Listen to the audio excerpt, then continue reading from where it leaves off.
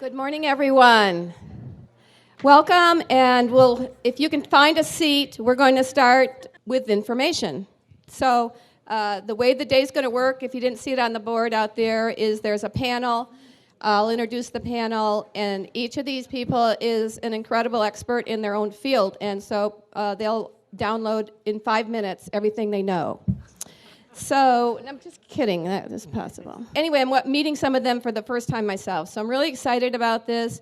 I'm merely a channel for this to happen. I don't intend to take this on. It's really about us together, finding our way forward and working with the talent and skill that we do have here.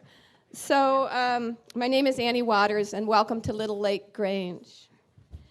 So, as you just saw, tourism is amazing in Denver, but it takes marketing and a lot of will and money. So we need to find all those things amongst ourselves, if not finding other people to bring in. We're not currently supported by any agency or tourism board because federal funds flow into the tourism boards and they cannot use it for any cannabis-related promotion. That said, there is a brand new breakthrough, which I'm really excited. I found out yesterday.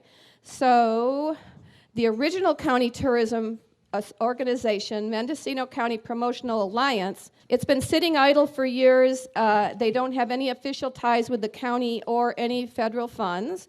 Their bylaws emphasize agricultural product promotion, and they have some money in the bank.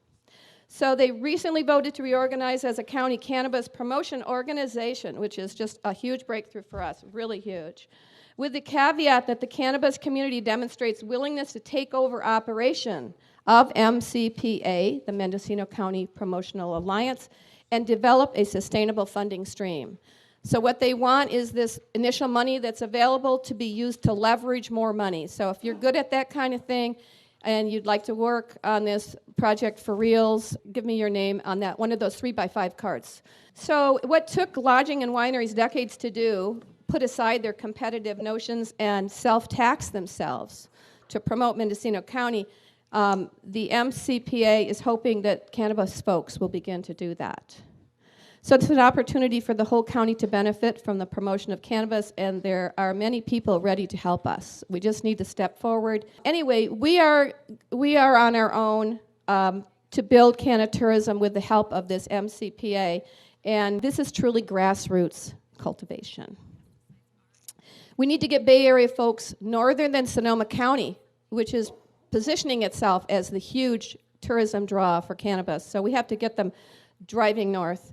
And fun and interesting things for them to do once they get here. We also could draw people away from Napa, San Luis Obispo, and other counties that traditionally get millions of visitors a year, and lots of money is dropped there. How can we make that happen?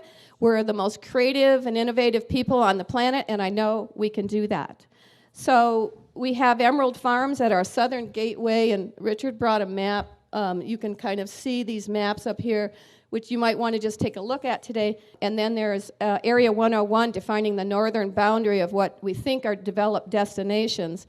And of the 1.8 million visitors Mendocino County already gets, and the tourism budget of 1.5 million, think about what we might be able to do with a whole new audience for people who would want to come up and experience the history, the culture, and get educated on what we have here. So farmers, I know, are in the most difficult situation, wondering what to do next. We're not going to discuss, permits and regulations and anything like that today, except as they relate to some sort of tourism opportunities, and I believe Brian has some information on that for you later. How can we thrive? How can we help ourselves to thrive? And the small family farm cannabis export market needs to shift into something economically sustainable. So some of you are already on that wavelength.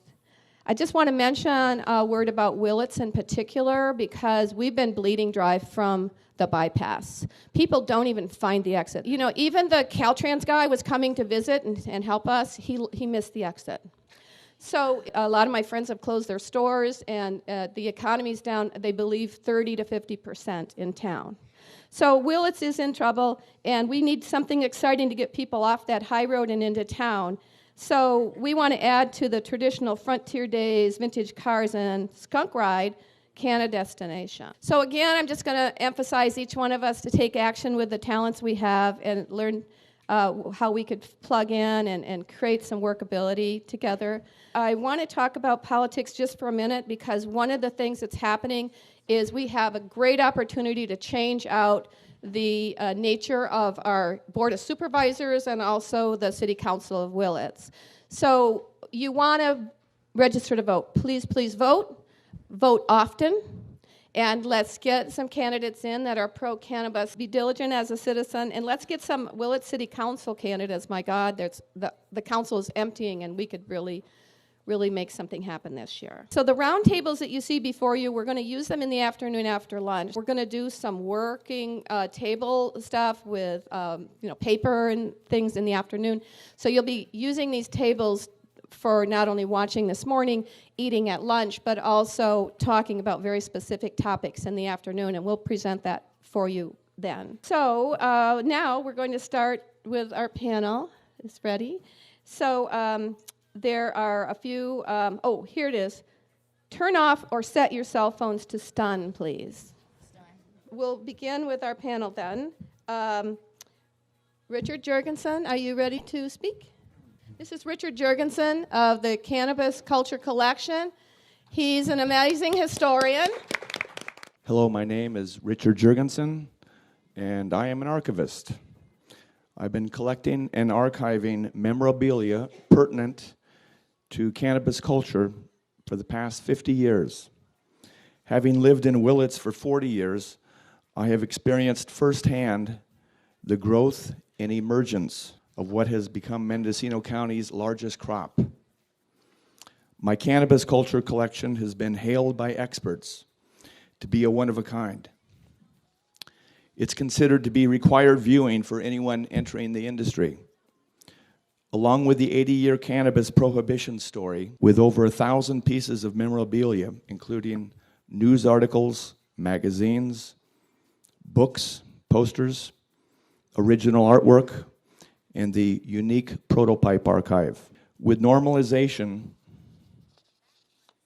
of cannabis, Mendocino has the unique opportunity to extend ourselves beyond the development of world-class strains and world-class cannabis. The time is at hand for this county to share the resources that we have been developing for years, one of which is the incredible story behind the Back to the Land movement, or new settlers, and the cultivators which has brought us to this moment.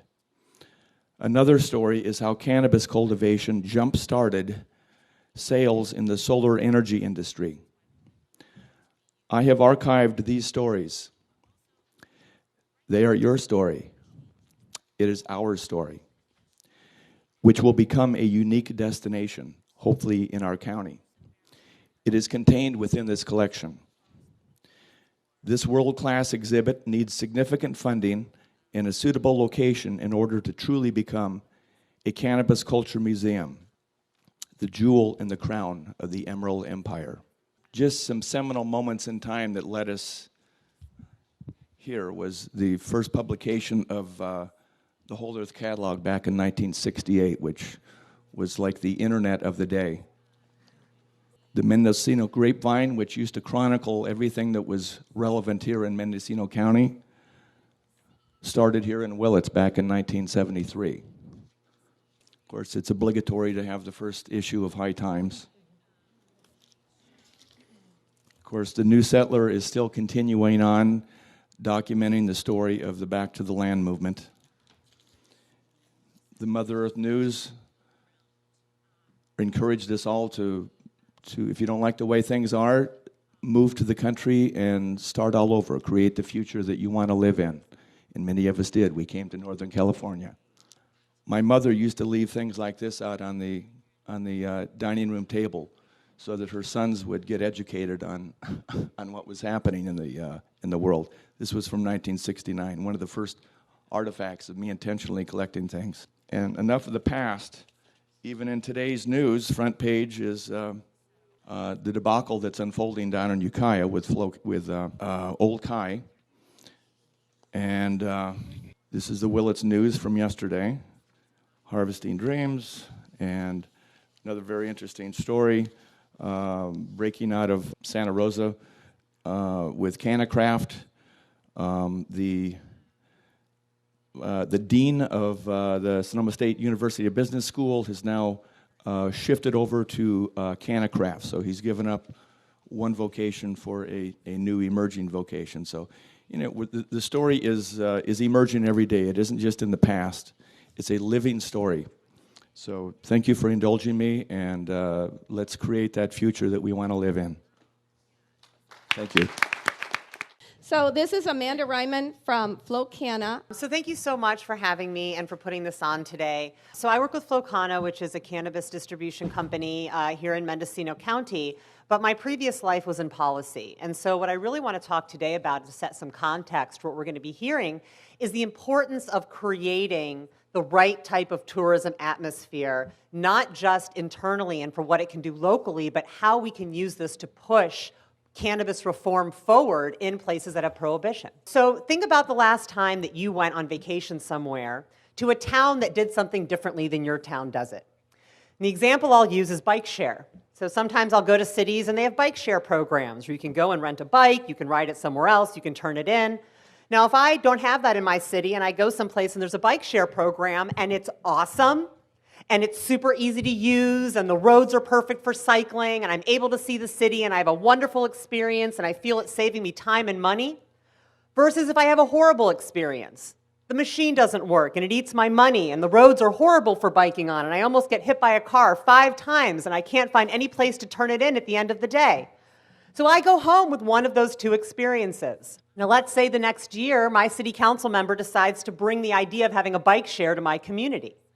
Whether I choose to support that bike share is going to have a lot less to do with the data that they present me on how bike share impacts the economy and the environment and the people. It's going to have everything to do with that experience that I had last year in a community that has bike share. So let's think about this with cannabis. We can have folks that leave our community after coming here from Illinois or Michigan or Texas and wanting to try cannabis and be part of this new change and reform. And they can go home after seeing beautiful environments and meeting farmers and understanding about sustainability and learning all about the many ways there are to ingest cannabis, from topicals to tinctures to flower. And then if cannabis ever comes up in their neighborhood, in their community, they're going to be a supporter. We have a supporter made from having that experience. Now let's say that that person buys an edible, goes back to their hotel room, eats too much, and spends the rest of the evening freaking out, which is not uncommon even for the most experienced consumers. They go back to their community, and cannabis comes up, and they remember that anxiety. They remember that feeling, and they say, you know, I don't think this is a very good idea. Because folks are coming to us for vacation, for tourism experiences, we have a very limited amount of time with them. So we don't really have a chance to undo a bad experience that someone may have. And this is why it is so important that when we talk about the culture of our community, of Mendocino County, of the cannabis up here, that we follow through with that culture all the way through to the end user experience. Now, there's a lot of cannabis tourism that's popping up that has a focus on consumption. I don't think we necessarily need to do that. I think we have farmers, like you were saying, that are doing amazing things with solar, that are doing unbelievable things with regenerative farming techniques. We have appellations being developed up here in Mendocino County. We have a lot of pull besides just ingesting THC. So as we talk about tourism, let's make sure that we create a well-rounded experience that's going to have a lot of education involved in it as well. So I was talking beforehand about the Wine and Weed Symposium in Santa Rosa, and Aaron Gore, who runs Garden Society, was telling the wine folks, you know, pretend that someone comes into your tasting room and says, hey, do you have any of that wine I've heard about? I hear that there's wine here. I'm not really sure how to use it. Do you drink it? Am I going to get really drunk after one sip? My friend drank wine and got really, really sick. How do I prevent that from happening? With almost everyone that comes into your winery. So we're starting at a whole new level of education, and that is a whole new level of opportunity. And if we take that opportunity and we take it seriously, we'll end up not just enriching us as a local community, will end up actually being able to further the cause of reforming marijuana prohibition across the country. And I think having that start here is going to just cement our place in history as really turning the stigma around on cannabis. So I look forward to meeting with you and doing the World Cafe exercise this afternoon, and thank you very much. Thank you, Amanda. So that sign at the south end of the county that says, what does it say? Waves, wilderness, wine, and weed, right? We're waiting for that. Next is Genine Coleman. And so Genine is going to talk about, she's involved in a lot of things, working on regulations that can help tourism as well as the Appalachians, which she's really familiar with. Well, it's a pleasure to be here. Thank you so much, Annie and RJ, for and Brian Applegarth for developing this. This is an amazing event and a very timely conversation. I am the executive director of the Mendocino Appalachians Project, and I'm also involved in policy advocacy in various organizations. So I'm going to present here around appellations of origin. Appellations are a way of communicating the origin story of an agricultural product to the world. They are a legally defined and protected geographical indication found on the label of a qualifying agricultural product. Appellation designations regulate growing regions, varietals, and production standards, resulting in a final product of exceptional quality. Appellation designations elevate the value of the product for the producer, distributor, retailer, and assure the consumer that they are purchasing the finest craft quality product available on the market. And they do a world for the producing regions. So, appellation of origin are a type of intellectual property right, and they fall under a larger cachet of intellectual property known as geographical indications. Geographical indications grant exclusive rights to use the name of the place on labels of qualifying products produced in that place. Mendocino Grown is an example, and that will be executed through our track and trace program. Appellation of origin are a special kind of geographical indication in that these designations are awarded to products that have proven that the qualitative characteristics of the product are a result exclusively of its geographical origin and the cultural heritage of the place. It's a standards-driven certification program, and so it takes the reputation of the product and the region producing the product to a whole new level. So because it's a standard-driven certification, there's a whole bunch of research and data that needs to be accrued to prove that essential connection to the geography. Terroir is one component that needs to be proven. Terroir is a French concept that is used in defining appellation of origin, and it really speaks to the combined result of the environmental conditions, the climate, topography, soil and water composition. Traditional knowledge is a very important component. Here we're actually proving, legally protecting our cultural heritage.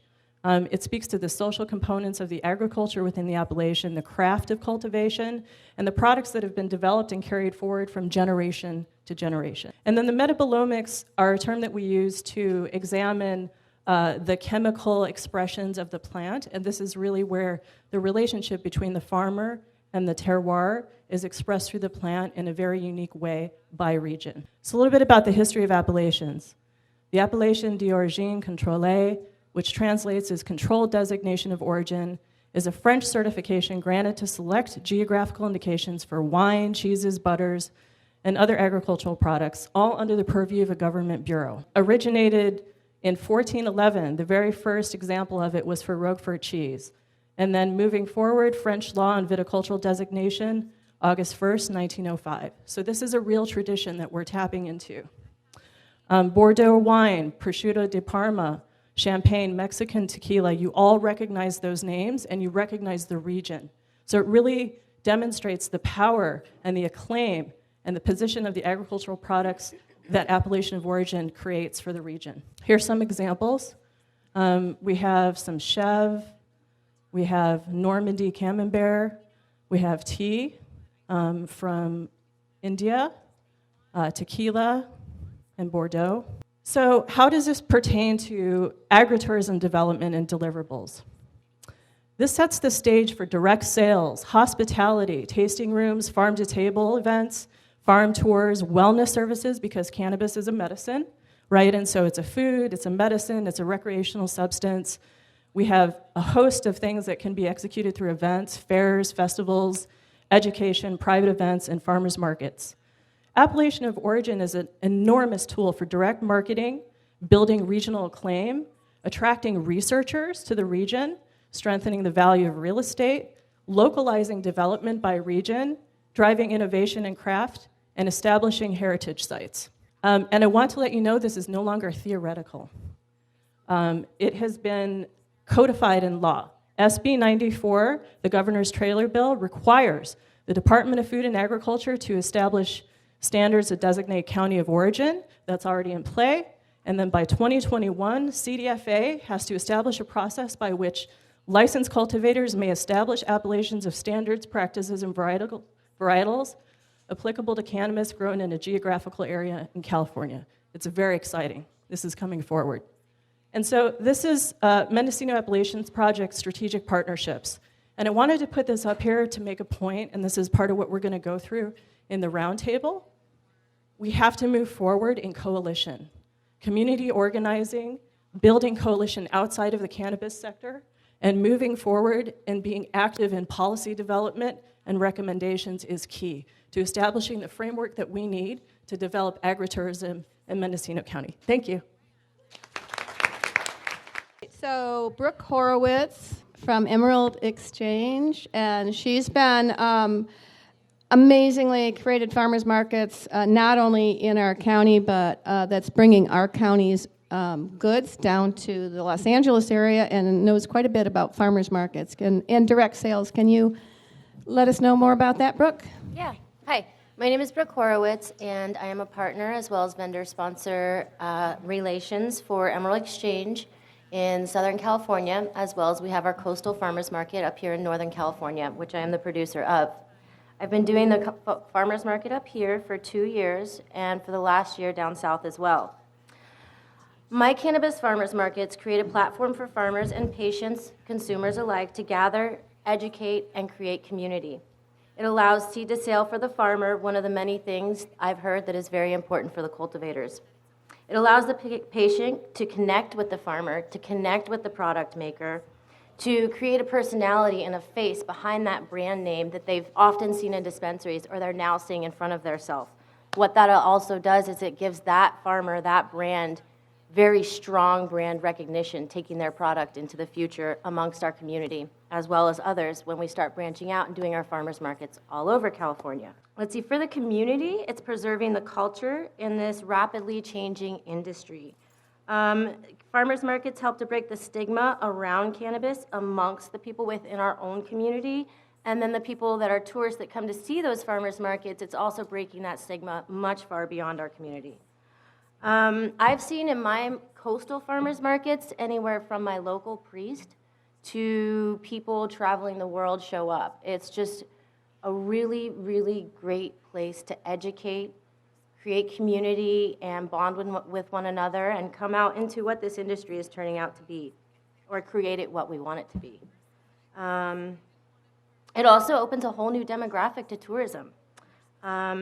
And creates more revenue for the local businesses. Our Emerald Exchange Southern California Farmers Market, I'm going to read something that was written about it to kind of give you an idea. What we do is we bring the Northern California small farmer down to Southern California in a farmers market setting. Originally, it used to be, or it started out as a B2B event with 13 farmers, where we invited dispensaries, distributors, investors, manufacturers, transporters, to really make that connection with the Northern California farmers and product makers. Now, after a year and a half, it's turned out to 70-plus farms and an attendance of 2,500 people. We've found it to be very, very valuable for our farmers and our product makers. So here I'm going to read this to you. It says, Emerald Exchange originated from a collective vision of like-minded cannabis lovers and entrepreneurs who wanted to create experiences that not only empower small businesses and promote mindful communities fostering organic products, but also celebrate the rich history of Northern California cannabis movement, simultaneously penetrating mainstream popular events with a new paradigm and perception of cannabis being fostered today. Once again, in the farmers markets down there, we're preserving the cultures Our B2B event has now turned into a lifestyle event. We have music, sound healing, yoga, overall health and wellness education. We have a very thorough speakers panel. It's a cannabis lifestyle event. It's a medical event. It's really focused on the benefit of the plant. So I believe farmers markets are a huge need in the community, a huge need to educate the people out there, and I think that they'll be very beneficial to Cannabis Tourism, and they do tie into the Mendocino Appellations Project. Brooke is going to share, when we do the roundtable discussion, she's going to be sharing a table with Karen Byars, who's going to talk to you now, kind of follow on this direct sales concept and information. And Karen is the Mendocino Cannabis Resource, and so she's also got some information on permits for special events. So Karen, take it away. I'm here to share some resources on the permitting process. I apologize, I passed these out earlier, but I have run out of copies, so if you're sitting with someone that didn't get a copy, on Friday, luckily enough, as I was putting together my fact sheet, the Bureau actually released their own, so it seemed a shame not just to use it. It certainly highlighted things I was going to highlight. So if people could share that, if not, it's available on their website. Basically, the 3 steps to getting a state permit is first, you have to apply and obtain a cannabis event organizer's license. And then you have to secure written approval from local jurisdiction or authorizing the applicant to engage on-site cannabis sales and on-site consumption by a person 21 years of age or older at the event. And then the final step is to apply then for the actual event permit. Each event has to have a new permit. I also want to point out another resource. Omar Figueroa has already done the groundwork for us. So if you would go to omarfigueroa.com, look under his blog, and he really kind of just spells it out for you on what you need to do. He's got the links to the permits. He's got the links to where it says in the emergency regulations about the cannabis event permit. That begins on page 66 out of the 278 pages, so it's great he narrowed it down for us, so be sure and do that. He has an overview and also the application for actually becoming an event organizer. And then as he points out that then each one has to go and get a permit, each application. And at my round table, I'll have these examples out for people to see so you can kind of get a sense of what they're going to ask in the permit. So you can look up your own. The other thing that is really outstanding about this permit process is that it can only be held at a fairground or at a, let's see, I had to look this up. Okay, a District Agricultural Association, or a DAA, and that's described as a venue that holds fairs, exhibitions, and exhibits to highlight various industries, enterprises, resources, and products of the state. So I can't help but wonder if the Grange couldn't be pushed forward as a venue. I mean, as some people may know that, so your venue is going to have to follow the regulations of a retail outlet. So each of our fairgrounds has a school on site. So I'm curious to see how that will be handled. So there's going to be issues like that. And also in Omar's blog, he really says that there's great legal argument to expand the definition of what a venue is. But it'll just mean more work for the organizer. But thanks for setting the precedent if you take the time to do it.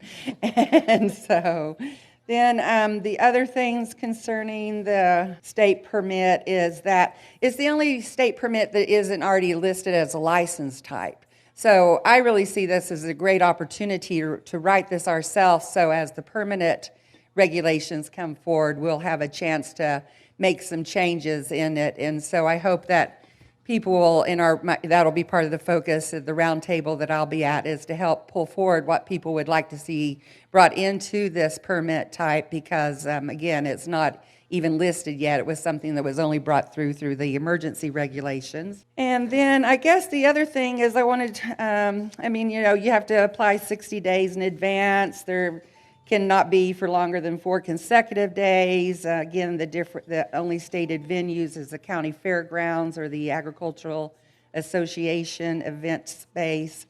And just that each event has to have its own license, and you do have to provide all the license to the Bureau of who's going to be vending at your event. And again, y'all can read this. You can't have alcohol or tobacco sales at your events, etc. But they're really moving forward on it. It's great that they came up with a fact sheet on Friday.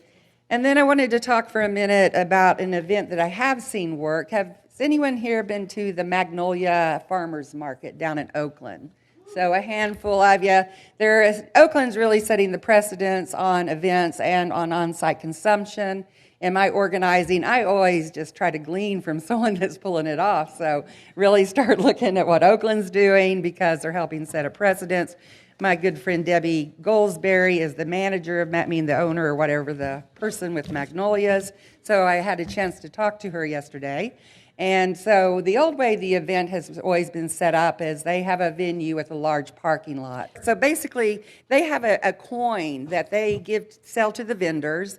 The vendors are able to use the coins in order to sell their product. And then at the end of the day, they are able to go and cash in with Magnolias. So that way, Magnolias would serve as the retailer, and then the individual farms and product people could be there meeting their consumer, as well as having a chance to really promote their brand.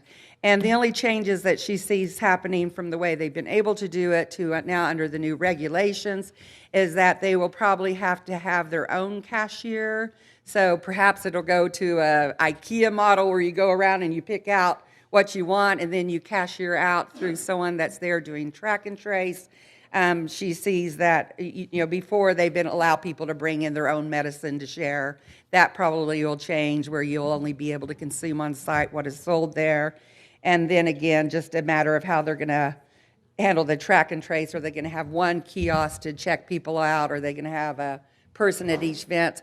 But she feels sure that she'll be able to move forward with her farmer's market. And the thing that she pointed out to me that had never occurred to me, that as a retailer, that all she has to have is the city's permission. She does not have to get a special events permit.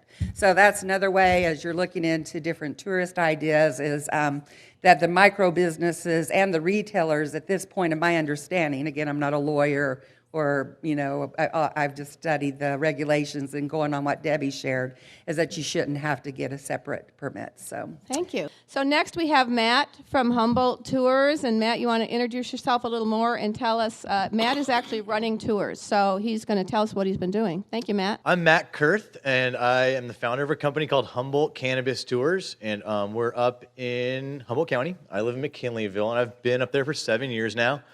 I have an associate's degree in outdoor recreation leadership and a bachelor's degree in recreation administration. So I got a little bit of education in tourism, and I was a river guide on the American River for about a decade or a little bit longer. So I have some experience running tours, and I've also been, I got my first cannabis recommendation in 2005.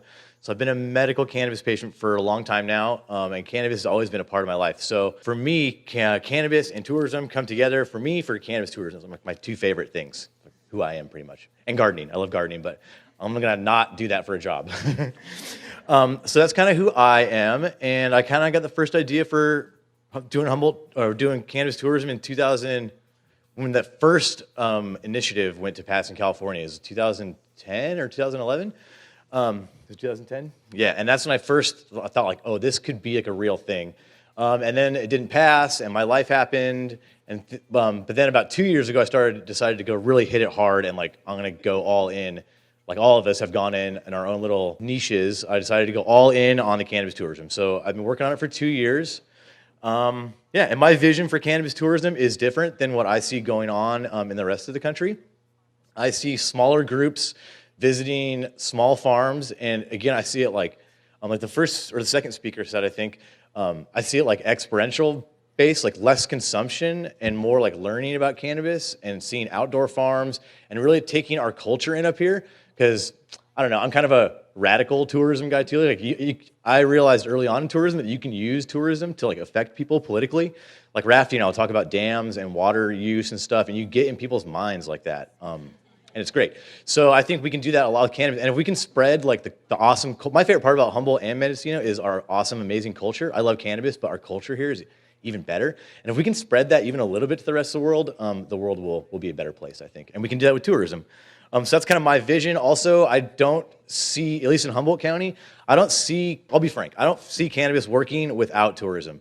Because as we all know, the price is dropping, the cost is going up, at the same time the price is dropping, and it's just nightmarish for a lot of the growers I see out there. So I don't see it working without tourism. Like I see you have to be able to do direct sales, you have to be able to do like other kind of sales like t-shirts and soda and things like that, and rolling papers and whatever, all that stuff has to go along with it. But I don't see somebody being able to have a half-acre farm and just do that and sell to a distributor and be able to make it. I don't know. I don't see that happening. Yeah, I would like that to happen, but I don't know if that's the future. So I see tourism really being the bridge in between what like allows small family farmers to make it in this new market. But also, I'm a tourism guy, so that's what I think. Yeah. Also, I think it's a great move for people that aren't able to get their farms legal. Not everyone is going to be able to get their farm permitted for just because they're on a steep slope or whatever, they're too close to a river or this and that. And I think tourism will be a great way to keep those people in the industry without making them completely just kick them out of the industry. I think those people can move into tourism. Those are going to be the best tourism. That's like the guides I'm looking for, and the people I want to hire are people that have grown for the last 20 years and for whatever reason aren't going to be able to do that. That's my perfect guide. That's who I want to work for me. And I think we can still keep the standard of living, just get those people, like move them from growing into teaching people and things like that. So I think tourism, I don't know. I don't think it's going to work without tourism. I think the whole thing could collapse in Humboldt County without tourism. Also, some other things I want to talk about is Humboldt County is moving forward with cannabis tourism regulations. It's the first cannabis tourism regulations I've really seen in the country. So the county is moving forward writing their own tourism regulations, which I have mixed feelings about, like all regulations, but that's a good way to go. So I'm pretty excited about that. And also, they've been really open to input from people. So I think that's a big thing. I want to echo some of the other speakers. We need to say what we want now, and if we don't say what we want tourism to be like now, then somebody else is going to say it for us. I hear a lot of people saying like, we could be just like Napa. We could be just like Napa. But I don't want to live in Napa County. I don't think the rest of us want to live in Napa County either. But if we're not careful, we could end up living in Napa County, and I don't want to live. There's a reason I live in Humboldt County and not Napa County. So if we don't kind of take the reins and decide what we want this industry to look like ourselves, somebody else from outside the community is going to do that for us, and it may not be what we want for our communities. Like a lot of the other speakers said as well, I think the rising tide floats all boats. We don't need one tourism company. We need a whole holistic tourism industry that has tour companies and farms and masseuses and ganja yoga people and ganja painting people and all that stuff all together. So I think there's no competitors here. I don't see any competitors in this whole room. I just see partners, and we all just need to build the industry from the ground up. And that's a really exciting thing to do. I'm super stoked to be a part of an emerging industry. It's really awesome. And thank you all, and I can't wait to meet you all and talk to you about tourism. Thank you, Matt. So we have Nikki and Swami here as our last panelists. Between the two of them, they have 5 minutes. Yeah. At 4:20, you'll hear the chime. You have to close it up. Okay, so they are farmers who have been doing things for a long time. And tell us how you've been branding and why you think it's an opportunity for everyone else in tourism. Thank you, Annie. Thank you for organizing this. It's really the time. Now that it's legal, we can actually really talk about this and do something about it. So, and thank you. To look at and see these faces. these are all our friends. It's beautiful. And we really can do something here. So I wanted to just start this off saying, I started trimming up here in the late 1990s. And during those days, we would sit around the table, we'd talk about all the things we were going to do someday, and we were going to have the amusement parks where people would climb under the manzanita bushes and see what it feels like to carry a bag of soil in the dirt, and all those things. And you know what? These things are happening, just like we talked about something that was going to be called maybe the Emerald Cup, and look at it, So these things are happening. We have the strength to do this, and I think it's incredibly exciting. Okay, I'll let Swami say something. Well, actually, the whole cannabis thing is going worldwide. And I remember many years ago, Nikki and I were spending a lot of time in India, in Goa, which is a hippie colony. And we'd say, well, we're up in Mendo in Laytonville. And so, oh, yeah, I know Laytonville. I used to trim up there and so on. So there's a certain way which we kind of got to turn the trimmigrants into tourists. Because there's a whole way. One year we had on our land, we had people from Israel, from France, from Germany, from Holland, from Tibet, right, and so on. And cannabis in Mendocino is known the world over. So we really need to take advantage of that. Now, there are some things about going back into the woods, like Nikki's saying, crawling under the bushes and seeing what it was really like. We can have like an old museum village here, right? And soundtracks of helicopters flying over, and maybe even someone rappelling down and cutting off your branch, your crop right there in front of you.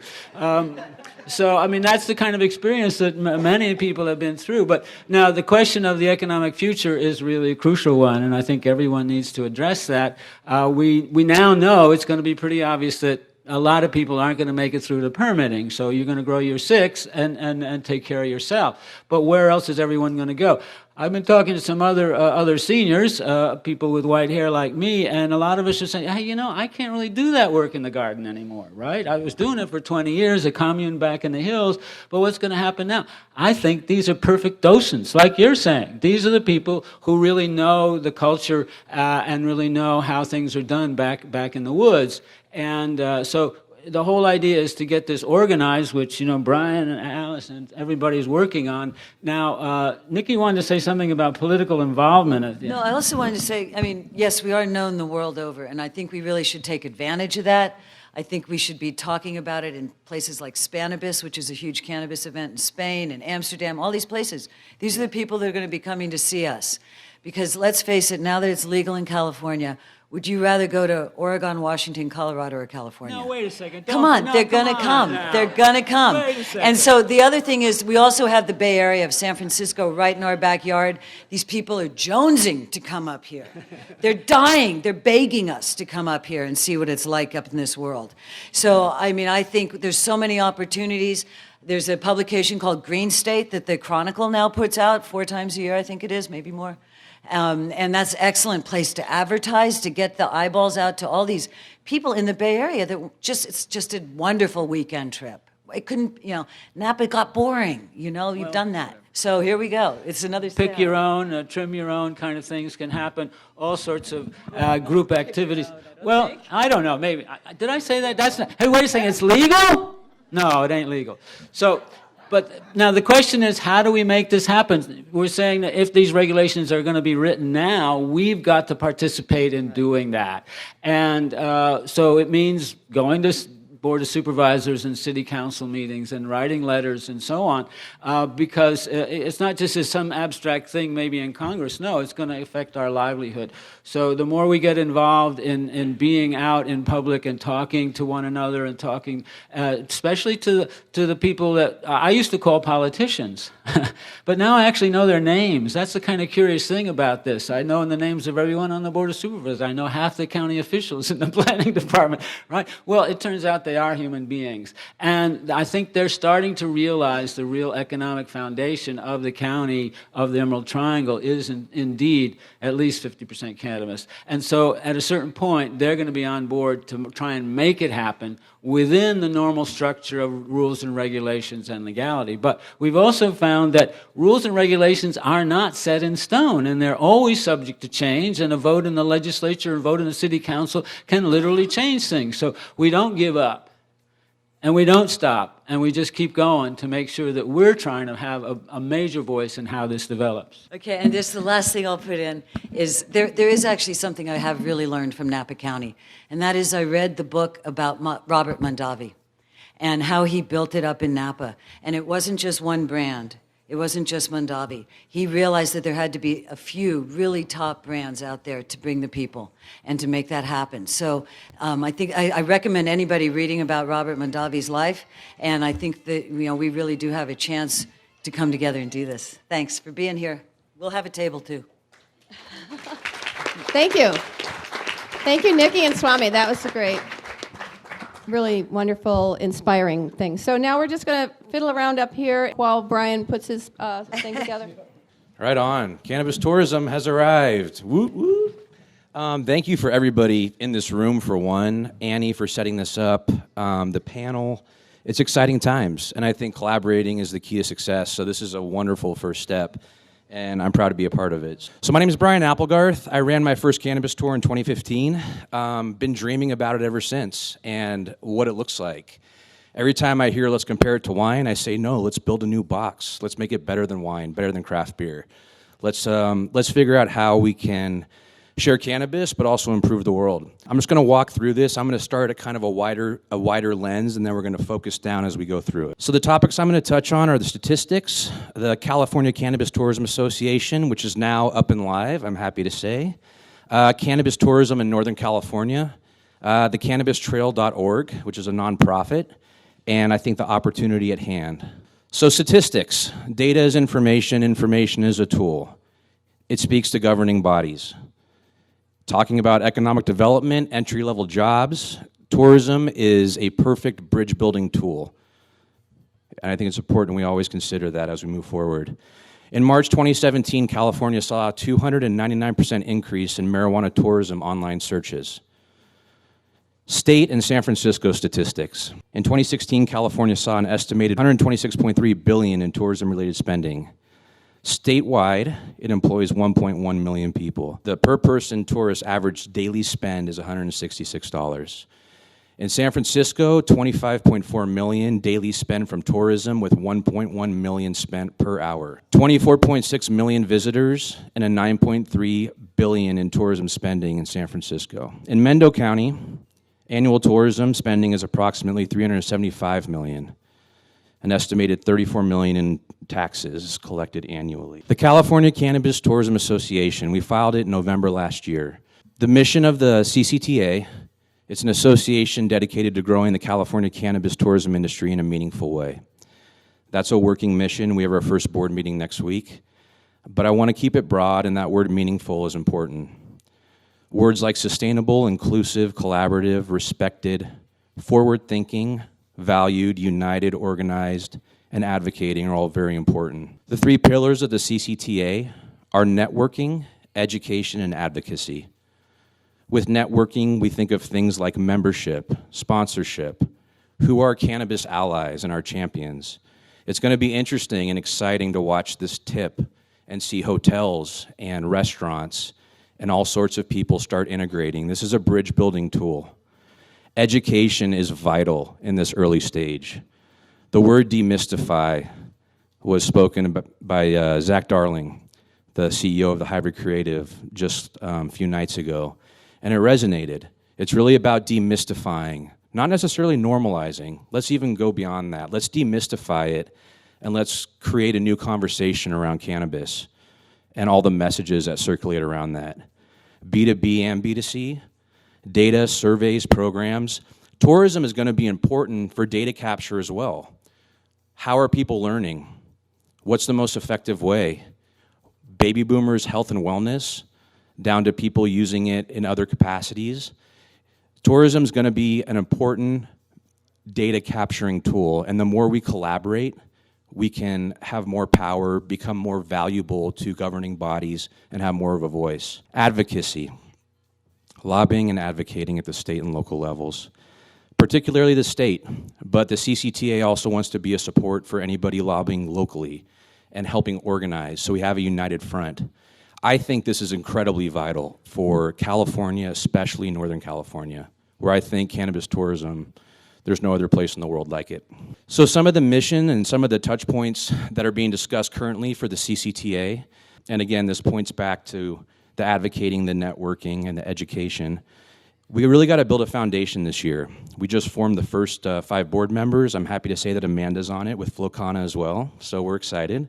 We also have 3 other members that are stakeholders. It's going to be a very exciting year for us. We're also going to be expanding the board. So if anybody has interest of being part of something like this, we're going to be expanding the board at some point in the near future. Finalizing a business plan and really looking at the California's position, not just within California, but also supporting local community, but what is the national narrative and the global positioning? We do have an opportunity here, and we need to be thinking about that now, and we need to be forming our messaging collectively now, and what does that look like, and how are we positioning for the global existence? How do we exist with cannabis and cannabis tourism? Out of the gate, we're talking about advocating opening up consumption laws, which has been touched on today, supporting local advocates, memberships and sponsorships like we touched on. I currently sit on the Sonoma County Tourism Marketing Committee, and they've already given us their endorsement. They're going to be one of the first ones to sign up to be supporting the CCTA. We're going to have the first annual CCTA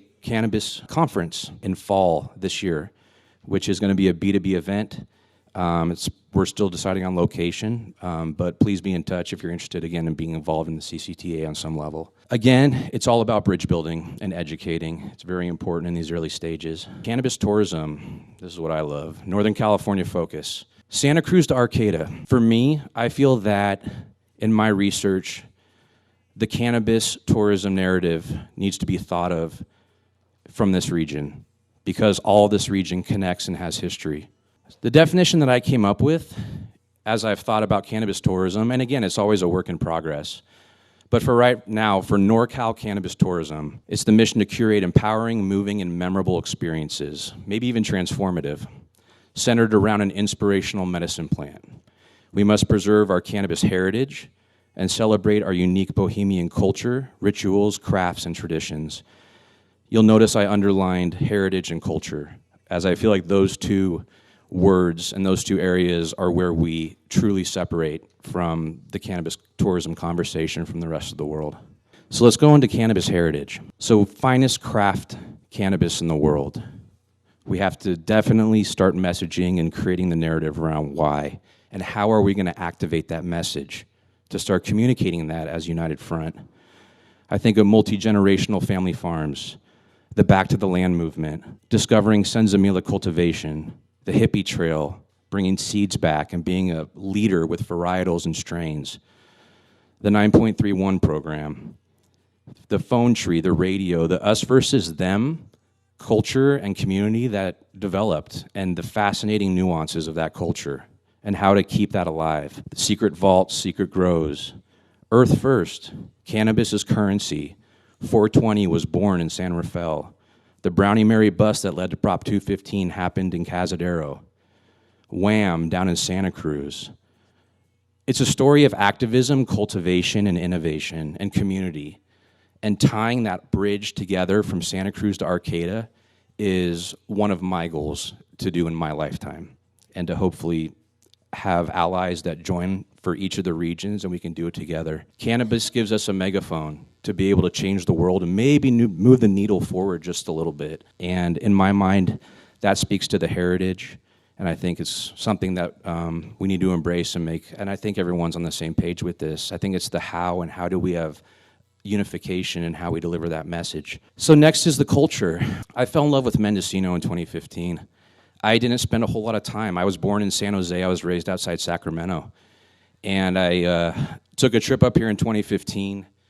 And ever since then, I have so many moments and memories that have been very formative in a positive way for me, and has made life more beautiful in a whole many, many ways. That culture is something I'm fascinated by. Leading up, just a little background, I've done a lot of traveling in my life and living abroad, exploring cultures. I'd like to think that, at least through my lens, I'm able to see the magic of Mendocino, and it's really beautiful. And I think being able to start identifying the culture that ties into the cannabis and how to package that is really important as part of cannabis tourism.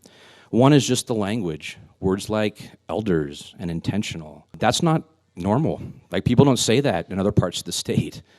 And it shows respect. It shows the multi-generational families that exist here. It shows the mindset of intention and purpose, the community connection, the fluidity of time. You know, I remember I spent some time in Fiji, and it's the same thing. It's this fluidity where, hey, they might come by, I don't know. They said they might. There's no reception. We'll see, you know? And it's fun. There's magic in that. It's letting go of the paradigm and the matrix that a lot of the world lives in these days with technology and communication. The music, the arts, and the crafts. I remember going to the MCPC meetings a few times, and people walk in with these big country baskets. I said, what is that? And it's a thing. It's a craft. Somebody weaves those baskets somewhere in the hills, and they carry their belongings around in those. A community that's really based around agricultural cycles and celebrates that. I mean, that directly speaks to cannabis, and I think some of the core of the community and how it lives here. Celebrating the solstice and the equinox, and it's just this level of consciousness that's very different. And I hope cannabis can find the messaging to get this out to the rest of the world. I think it's our responsibility to. These are a few other just kind of touches. I found this online.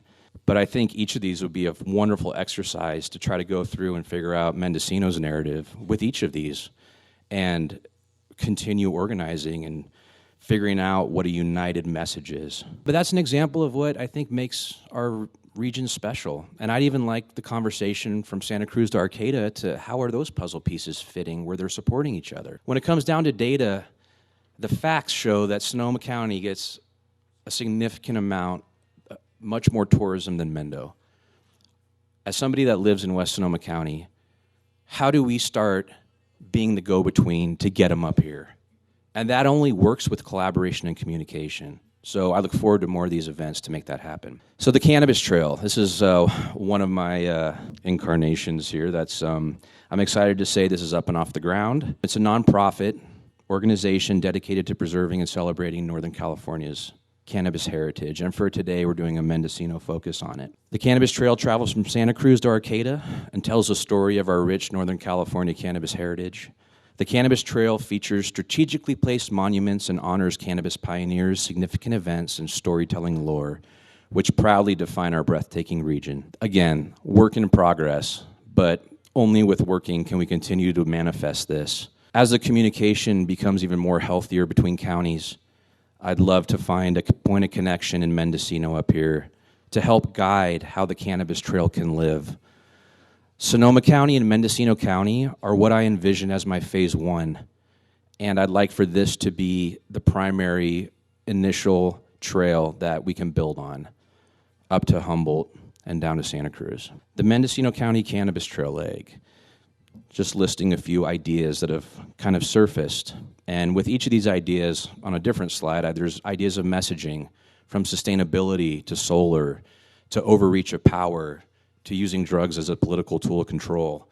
We have to fold these messages in delicately, but I think looking at everything from court cases to busts and storytelling through that, this kind of infrastructure of creating a cannabis trail with monuments gives us something that can live for a long time, preserve the messaging in the name of cannabis, and be a powerful tool to educate the world and make people more aware of our region, our cannabis, and our culture. What I really want to touch on, too, is I look at it as an infrastructure that can support small heritage prohibition farms. Part of the Cannabis Trail, Phase 2, is to be lobbying in each county to have a certification of a prohibition heritage farm. So now when people pick up a brochure in San Francisco to go on a tour of the Cannabis Trail, not only does it show the monuments and do you stop and you absorb art, storytelling, you read, you learn, but it also can direct people to heritage prohibition farms, multi-generational, that have been around for a long time. This is a way that tourism can help put money in your pocket, and as important in my mind is keep the culture and the messaging alive and hopefully making the world better. I look at it as living like right alongside the Sonoma Marin Cheese Trail, the Napa Wine Road. And this is something that I would love to see grow quickly and grow in the right way.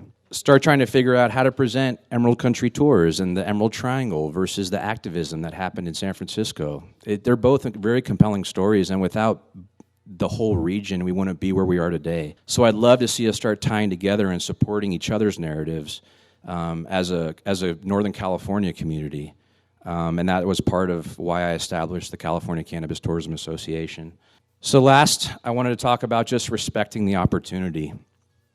I feel like with cannabis, we are now tipping into an industry that has existed for a long time, but now it's going into mainstream. So what does that mean? We can work hard and communicate and work together to define how it lives and how it affects our world. And I think maintaining the cannabis core and messaging from the cannabis core is something we should always look to as a compass to point us in the right direction. Cannabis, in my opinion, is a megaphone to mainstream society, and we have a responsibility in how that develops and how to message for the greater good. Again, the messages I see are tolerance, purpose-driven, authentic, activism 101, sustainability, human connection, how things could be, respect for our environment. Each of these are conversations in their own right, but I think they're all worthwhile to continue talking about, and how do we distill that down, and what are the different levels of branding and messaging, and how do we roll that out, and being very strategic about that to make sure we not only have something that's economically sustainable, but also something that's not entirely driven by money and power, that's driven by making the world a better place. And how can we teach about sustainability? Because really, at the end of the day, a lot of the culture that exists here delivers the highest level of happiness, I think. It delivers a quality of life that is not as easily found in a lot of other parts. So I think there's a responsibility there with cannabis tourism. Lastly, write my email and phone number. I'm always accessible. If you guys have any questions, I'm happy to, let's have a discussion if there's any questions now. Or she asked about the CTA, the Certified Tourism Associate, which is, or association, something like that. It's basically a 2-day course that Sonoma County has where they, it's like a crash course about tourism in Sonoma County, and you get a pin, and then it's like a feeder program to the tourism industry. It would be amazing to look at that model, and maybe there's a way to kickstart that in Mendo. I'm going to cut it off here, but we have our focus groups, and thank you all again for attending and being part of this conversation. Do not hesitate to reach out to me. Let's all work together and make this amazing. Thanks. Thank you, Brian. I'm really glad you brought up all the sacred herb information, because I believe all the business talk is very heady, and now we remember our hearts are there too, and bringing them together when we speak, and that is who we are up here, and let's share that as part of our message. So really awesome for that. We're going to start putting titles on the table, so you'll see, and then the facilitator for that table will kind of, at some point, we're going to hold them up so you can see the titles for each table, and find a conversation you want to be in. Thank you, everyone.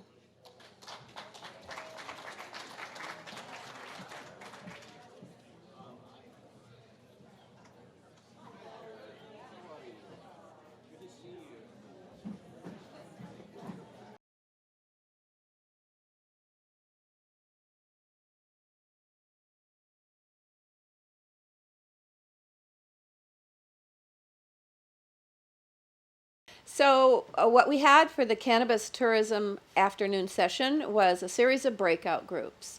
And what we wanted to do was find people who had been studying this for decades. In fact, people who had a stake in increasing the economy here in Willits and Mendocino County. People who were thinking of their own economy, but also of the common good.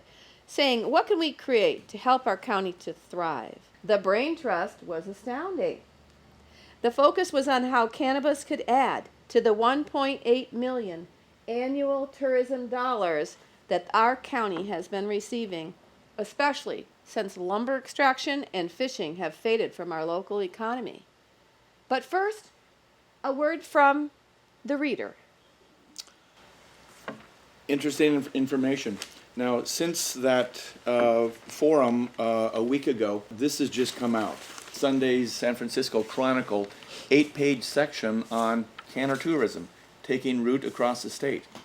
And so this is being taken very seriously, as it should, and interestingly enough, there's not too many dots on the Mendocino map here, or Humboldt County for that matter. Nonetheless, it's being taken seriously because it's a multi-billion-dollar industry that has come online here in California. It's time that we get ready for visitors, as has Oregon and Washington and Alaska and Colorado and other points beyond. So back to the breakouts. We had a very successful and wonderful interest in about 8 groups, and we've picked a few topics to just tell you about today. One of the most popular groups was how farmers could benefit from tourism. Farmers benefiting from tourism. What would that look like? And these are cannabis farmers. And they saw some challenges, and they also saw some solutions and some opportunities. Zoning issues and lack of paving on the roads and a general dispirited set of regulatory licensing problems, which includes nobody can come on your farm, is a problem today. They thought maybe a central location in town where you feature several farms and have a tour of some sort of demonstration could help bring the idea of the farmer to the market. Farmers markets, of course, direct sales, and people in the farms themselves and the farmers branding themselves, really making something of themselves, like we must know Swami Select has done such a good job at that. Actually, this has been going on at Area 101 and over in the village of Mendocino. True, there's been some great markets. So that's one way that farmers could benefit from tourism, through more direct sales. Then another great group about medical, dear to my heart, is the medical and health opportunities from the medicine of cannabis, the idea of spas and healing centers, seeing cannabis as a sacred plant that could be supported by the medical people of our area, and perhaps sharing spaces to teach and to do therapies, modalities, using products for health issues. CBDs? CBD, of course. And a cannabis clinic. People want to experience, and they want the education about this, what this medicine can do in a caring, loving environment that Mendocino does have. And so we would see people coming to Mendocino for healing modalities and alternative therapies that sometimes would use cannabis.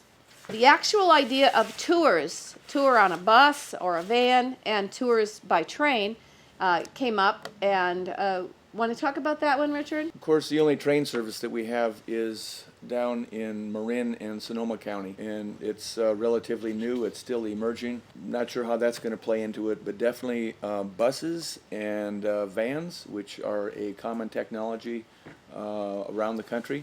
What's not on this list is one of your wonderful blue sky thinking ideas about places along the skunk line. We've got the skunk train, and something along the skunk train could become an expo, museum, education, history opportunity. Indeed. So this was a very lively breakout group. We were brainstorming on the ties between the cannabis culture and the birth and evolution of the solar industry, which is rather undeniable. We were discussing the possibility of bringing in stories of the pioneers and the homesteaders, and showing how the culture that was created helped lead to the solar industry, the emergence of homeschooling, the emergence of volunteer fire departments. For instance, the Mateel culture up in Humboldt County is a great example of that. We were discussing the possibility of an expo center that might have permacultured grounds on it, tiny houses, which are a growing feature around the country. It's a growing movement, the tiny house movement, where you don't own much and you live in a small place, and it's cheaper and more wonderful. Talking about Willits as a base camp for the Mendocino and Humboldt Cannabis Tourism experience. From here, not only are we at a crossroads of Highway 20 and 101, but the Yoli Bolis are nearby, and the Eel River, and the coast, and the county museum, and the rodeo grounds, and the possibility of zipline tours and winery tours, and visiting Ridgewood Ranch, where you can experience any number of agricultural gardening techniques. We could go and visit glass blowing. We could go and visit art houses, plays. In other words, it isn't just about canna tourism. It's about bringing people here and sharing the culture that we have been developing over the last several decades. And maybe the last 150 years. So would you say we're talking about normalizing cannabis so that it fits into an entire education and history of our culture here? That's a key. That's a very operative word. So the idea of special events and farmers markets is a little bit balled up right now in regulations, because the state has determined that we can only hold cannabis use farmers markets or special events at fairgrounds.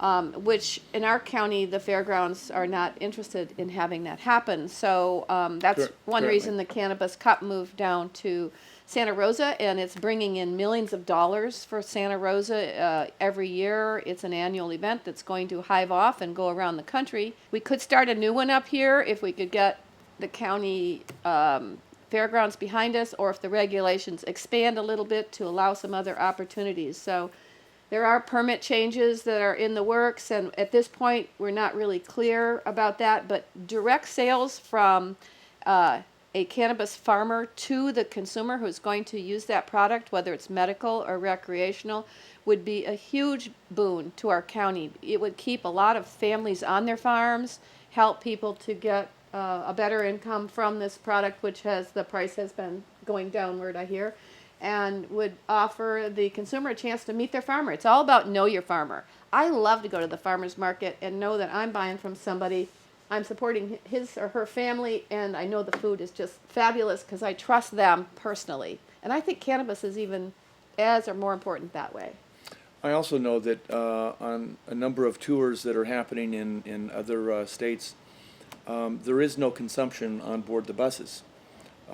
You would do that when you get off the bus and you retire to your